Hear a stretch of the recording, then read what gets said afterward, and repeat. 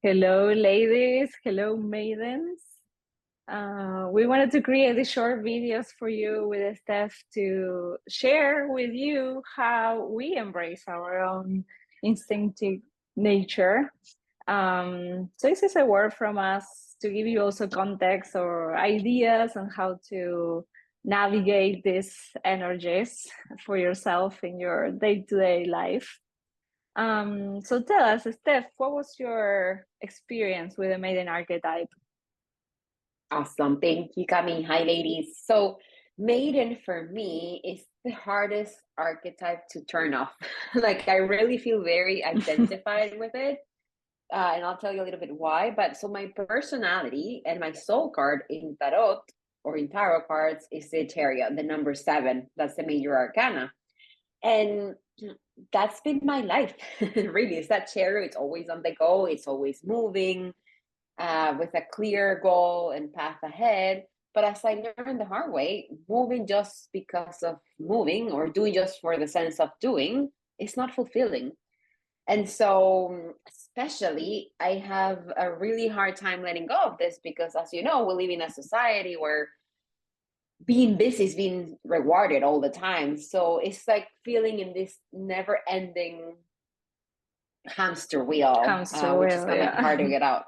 Yeah. And so after the dark hour of the soul for me, I know, Cami, you talk about this also in other videos, but it's when I realized that I had that disconnection, right? Like there was something missing. I wanted to go inside. And so I discovered that the antidote was to kind of like put different pauses throughout the day, throughout the month to this maiden archetype. But let me tell you a little bit about what the maiden archetype is. And it's that, as you've read in your card, is having that youthful, that energy, that also kind of like attitude of wondering, right? And so when we have that attitude, it's also like you can't stop. It's always like, what's next? What's next? What's new? You're excited Yeah, about everything. And so blocking times for me, that's what I like to do when I think about it's time to turn it off. So sometimes as a maiden, so this is an example of when do I want to like say this is enough. I have enough of this archetype in my life, and I need to kind of like put a pause. But also, I wanted to.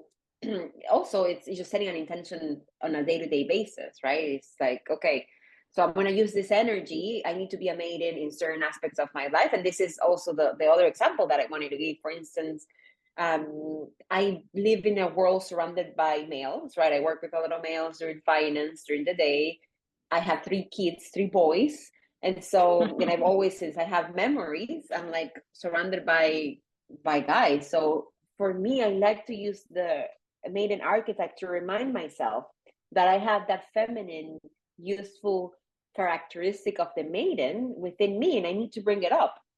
And I need to bring it up when I'm with my husband, maybe like if I'm going to have a date night, if I want to do something in my hair that is a little bit more like feminine oriented, like I need to constantly and actively work on bringing that feminine aspect so I can balance kind of like the male energy within me. So that's when I think about mating, this is how I practically use it on a day-to-day basis.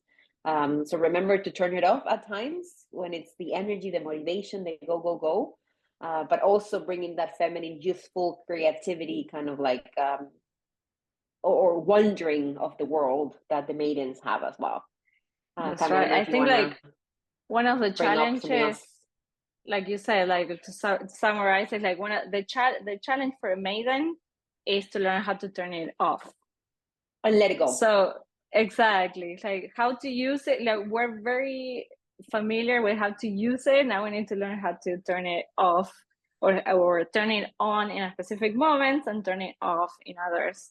That way it doesn't overtake and override everything else in our lives. Like there are other archetypes like they're hard to turn on, like the Chrome, for example. In this case, I like to pause it. Hey, stop that or slow down that chariot. So you can basically connect with other things as well. So that's 100%. yeah, that's great, Steph. And then the other connection that I want to share is that this connects with, or the energy of the maiden resonates with the crescent moon, or with the phase of your menstruation cycle if you are menstruating, that comes right after menstruation. So that's when we have a boost of energy in both cases, the crescent moon and after your menstruation. So those are two amazing moments to let the maiden be the maiden and overtake everything if you want to, but then knowing how to slow down and connect with the other phases as well. Perfect. And you mentioned two important things, monthly, which is when just after your menstruation, and also in the crescent moon, but also on a yearly basis, spring, right? So when we think about the spring season, it's also reflected of the maiden energy. Everything is kind of like waking up and starting.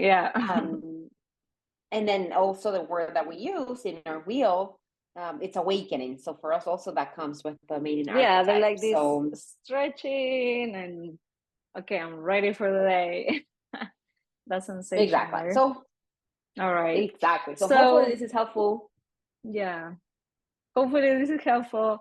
And now we would like to hear from you how this test and everything we have shared so far, the meditation, all the information, the meditation, the herbal tea, blend magic, has landed with you. So if you want to connect with us, you can do it through Instagram or email us.